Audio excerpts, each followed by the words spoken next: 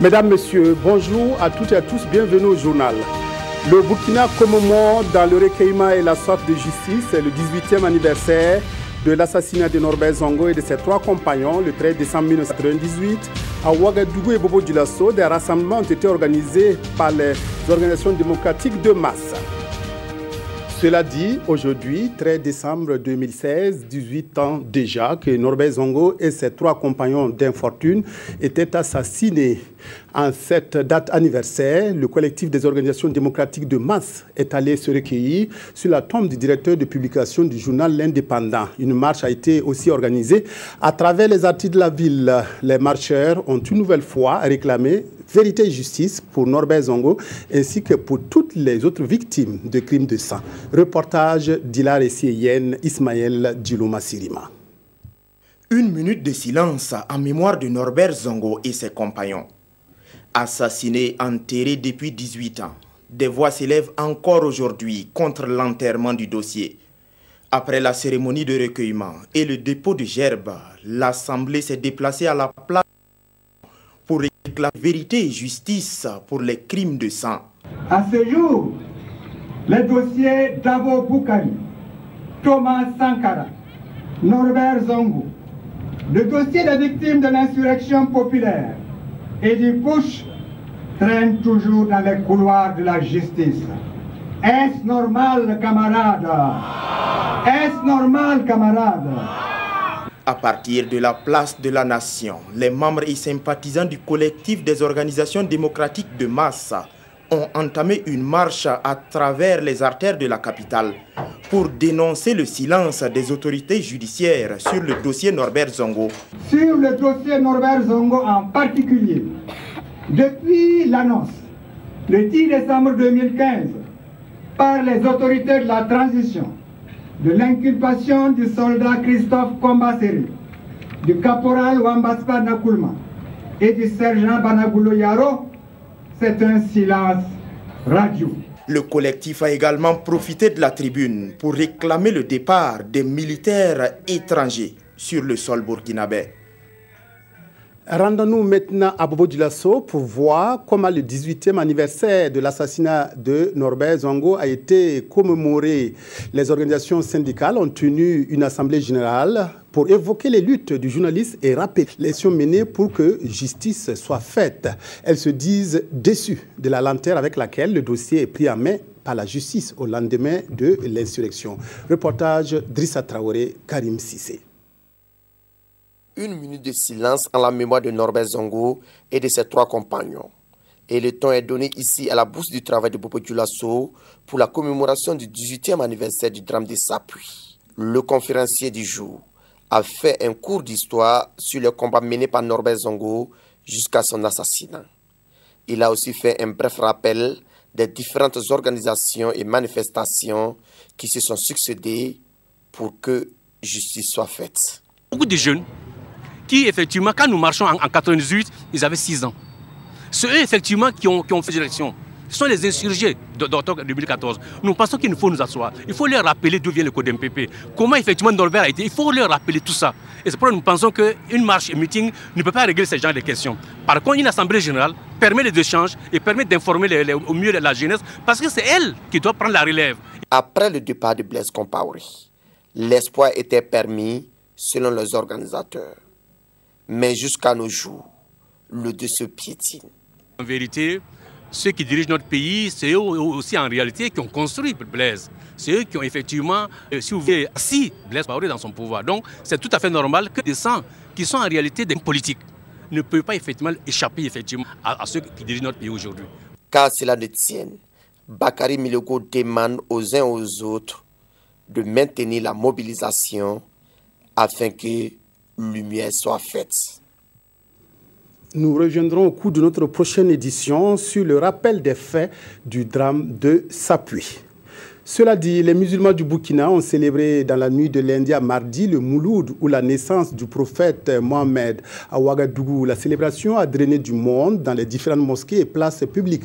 Prières, récitation du Coran et prêches ont marqué cette nuit et permis aux fidèles de se rappeler les principes qui ont guidé les pas du prophète Mohammed. Reportage Kosoun Koulibaly, Zoubaviel, David Daviré. La célébration du Mawlud, selon les prescriptions islamiques, symbolise l'avènement d'une ère nouvelle pour l'humanité. Elle marque la naissance du prophète Mohammed en 570, un homme dont les musulmans se remémorent ici la vie et le parcours. Nous célébrons cet anniversaire qui est un rappel des faits de saint prophète, ce qu'il a fait, ce qu'il a apporté comme message, l'importance du message, qui sont des messages de paix, des messages de cohésion sociale, des messages pour qu'on se remette à Dieu, le Créateur. À travers séances de prière, récitation du Coran et prêche, ces fidèles musulmans réaffirment leur attachement aux vertus et préceptes édictés par leur prophète. Occasion pour eux de dénoncer les amalgames entre islam et violence et de saluer le climat de tolérance et de fraternité entre les confessions religieuses du Burkina Faso. Islam veut dire paix. Et quand on parle de l'islam, c'est pour dire que fait la promotion de la paix. Et nous, en tant que musulmans, nous devons chaque fois montrer que l'islam, à travers nos œuvres, fait la promotion de la paix, la cohésion sociale. Et c'est pour cela que nous avons choisi le thème de la paix et de la tolérance. Parce que nous sommes dans un monde multiconfessionnel. Et surtout, particulièrement au Burkina Faso, nous sommes un pays où on trouve plusieurs confessions religieuses. Je crois que au Burkina, nous avons la chance de vivre avec des communautés religieuses tolérantes qui prônent toute la paix, l'acceptation des uns et des autres. Et c'est une de nos forces au Burkina Faso et nous devons la préserver. À l'occasion de cette commémoration du Mawlud, les musulmans ont aussi formulé des prières et des bénédictions pour un Burkina Faso plus stable et prospère. Comme dans une course de relais, le Centre Nord a transmis d'images le flambeau au sud-ouest qui organise l'année prochaine les festivités du 57e anniversaire de la fête de l'indépendance. La délégation de la région de retour de Kaya a été accueillie triomphalement par des populations en liesse, populations de la Bougriba, du Yoba et du Poni, les trois provinces du sud-ouest appelées à se mobiliser pour réussir le 11 décembre prochain. Oumarou Sagnon, Aboubakar Traoré, depuis Gawa. Fini Kaya 2016. À présent, le tour de Gawa en 2017. Le ministre d'État, ministre de l'Intérieur, Simon Compaoré, remettant officiellement les flambeaux de l'organisation du 11 décembre 2017 au gouverneur de la région du Sud-Ouest.